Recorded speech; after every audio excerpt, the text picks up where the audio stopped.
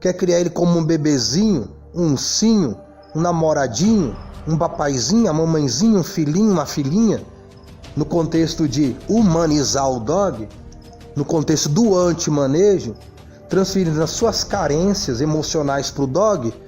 Não, o dog não é para carregar nossas carências emocionais. Isso não torna o dog mais feliz. Talvez você se sinta mais feliz tratando o dog como um filhinho, uma filhinha, um namoradinho, uma namoradinha, né? Um pai que não deu atenção, uma mãe, etc. As pessoas costumam transferir para o outro os seus vazios emocionais, até uma imagem de escultura. Tem pessoas que cultuam uma imagem de escultura, transferindo a sua carência espiritual a uma imagem de pedra, a um ser humano, a um pastor, a um padre, a uma instituição religiosa, quando deveriam transferir isso a Cristo.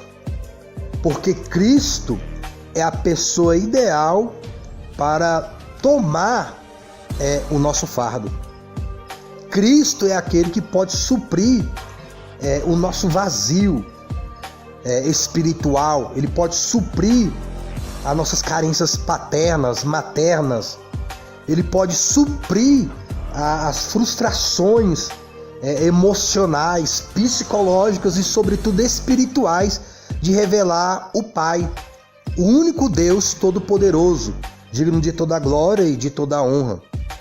Então, somente Cristo, somente a fé em Cristo, como único Senhor e Salvador da alma, realmente pode preencher o ser humano com o seu próprio Espírito Santo.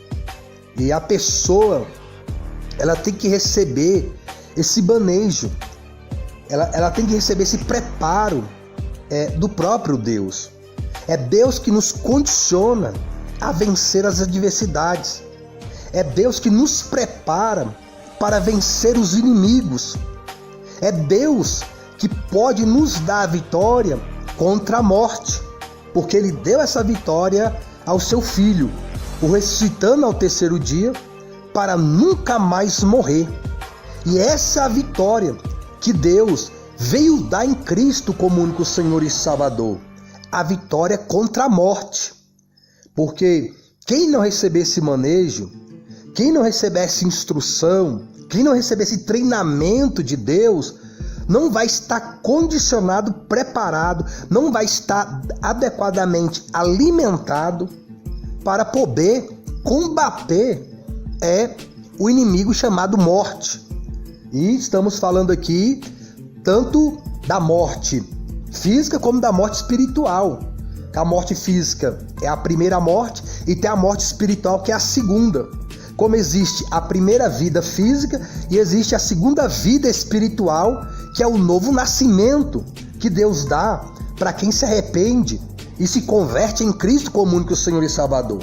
E quem tem esse novo nascimento do Espírito Santo recebe força, recebe unção, recebe poder para vencer o último inimigo do homem, que é a morte. Tanto a morte física como a morte espiritual. Mas a gente não morre de todo jeito, não tem gente que morre? Tem, mas esses que morrer, eles vão ressuscitar. E eles vão ressuscitar e vão receber um novo corpo.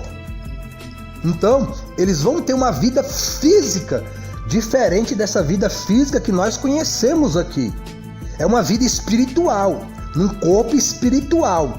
Mas é um novo corpo que não pode mais sofrer o dano da primeira morte, nem da segunda morte, que é a condenação eterna da alma. Então, somente aqueles que têm Cristo como único Senhor e Salvador recebem esse manejo, esse treinamento, esse condicionamento para vencer a morte em todos os seus aspectos.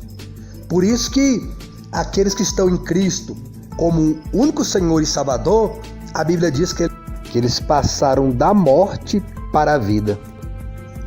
Então ele diz: vocês são de baixo, eu sou lá de cima. Vocês são deste mundo, eu não. Foi por isso que eu disse que vocês morrerão nos seus pecados. Porque se não crerem que eu sou o Messias, o Filho de Deus, vocês morrerão nos seus pecados. Diga-nos, quem é você? Exigiram eles. Ele respondeu: Eu sou aquele que sempre disse que era.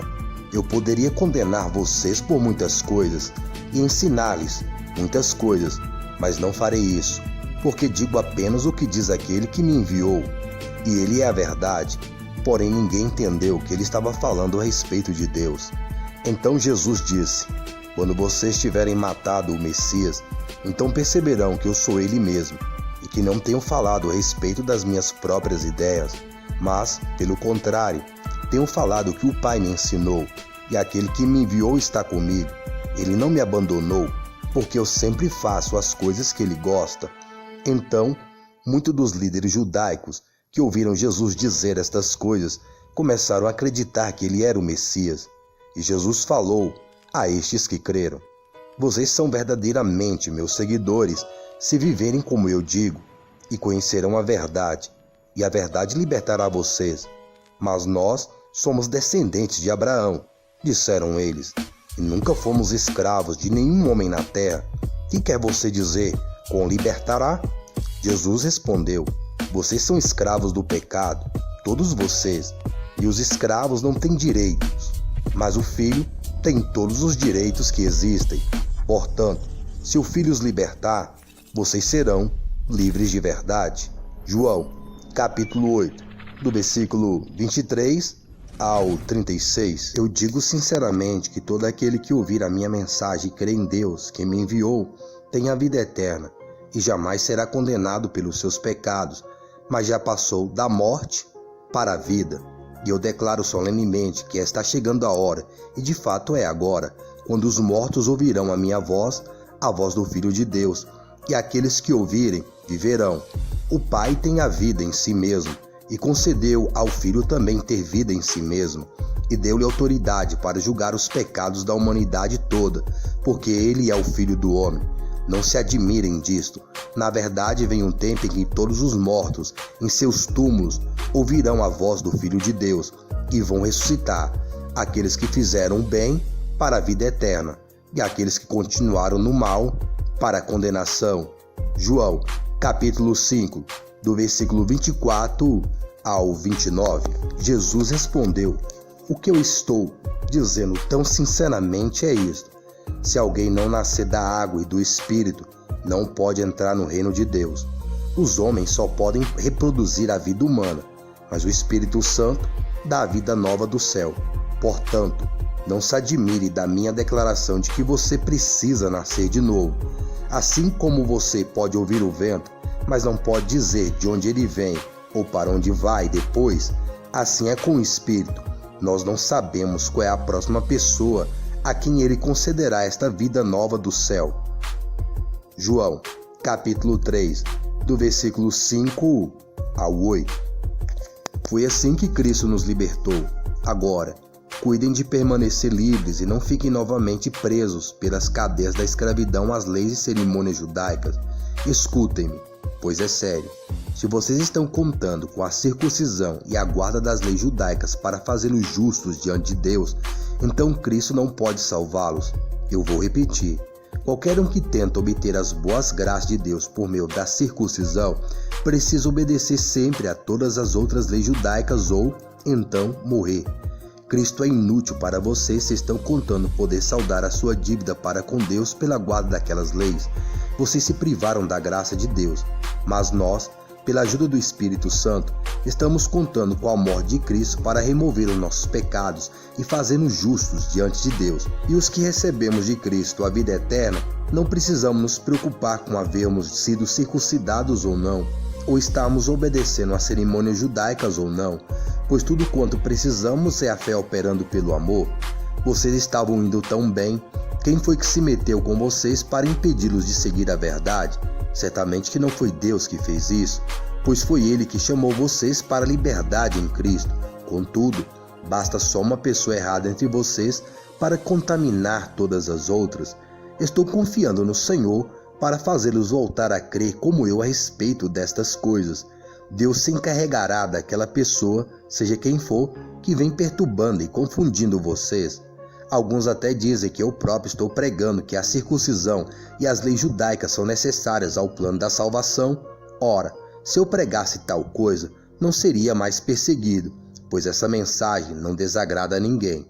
O fato de ainda estar sendo perseguido prova que eu continuo pregando a salvação somente por meio da fé na cruz de Cristo. Só desejo que esses mestres que querem que vocês se cortem, fazendo-se circuncidar, cortem-se a si mesmo do meio de vocês e os deixem sozinhos. Porque vocês, caros irmãos, receberam a liberdade, não a liberdade para fazer o mal, mas a liberdade para amarem e servirem uns aos outros. Pois toda a lei pode ser resumida neste único mandamento: ame aos outros como você ama a si mesmo. Mas se, em lugar de mostrarem amor entre si, vocês estão sempre fingindo e criticando-os, cuidado para não se destruírem uns aos outros. Eu os aconselho a obedecerem somente às instruções do Espírito Santo. Ele lhes dirá aonde ir e o que fazer. E assim vocês não estarão fazendo sempre as coisas erradas que a natureza pecaminosa de vocês quer que façam. Porque nós, por natureza, gostamos de fazer as coisas ruins, que são justamente o oposto das coisas que o Espírito nos manda fazer. E as coisas boas que desejamos fazer quando o Espírito nos domina são justamente o oposto dos nossos desejos naturais. Estas duas forças dentro de nós estão lutando constantemente uma contra a outra a fim de ganhar o domínio sobre nós, e os nossos desejos nunca estão livres de suas pressões. Quando vocês forem guiados pelo Espírito Santo, não precisarão mais obrigar-se a obedecer às leis judaicas. Entretanto, quando vocês seguirem suas próprias inclinações erradas, suas vidas produzirão os seguintes maus resultados: pensamentos impuros, ansiedade pelo prazer carnal, idolatria, feitiçaria, isto é, incentivo à atividade dos demônios, ódio e luta, ciúme e ira, esforço constante para conseguir o melhor para si próprio, queixas e críticas, o sentimento de que todo mundo está errado, menos aqueles que são do seu próprio grupinho, e haverá falsa doutrina, inveja, assassinato, embriaguez, divisões ferozes e toda espécie de coisas. Vou lhe dizer-lhes novamente, como já o fiz antes, que todo aquele que levar esse tipo de vida não herdará o reino de Deus. Mas quando o Espírito Santo controlar as nossas vidas, ele produzirá em nós essa espécie de fruto: amor, alegria, paz, paciência, bondade, retidão, fidelidade, mansidão e domínio próprio. E aqui não há conflito algum com as leis judaicas. Aqueles que pertencem a Cristo pregaram seus maus desejos naturais na sua cruz e o crucificaram ali.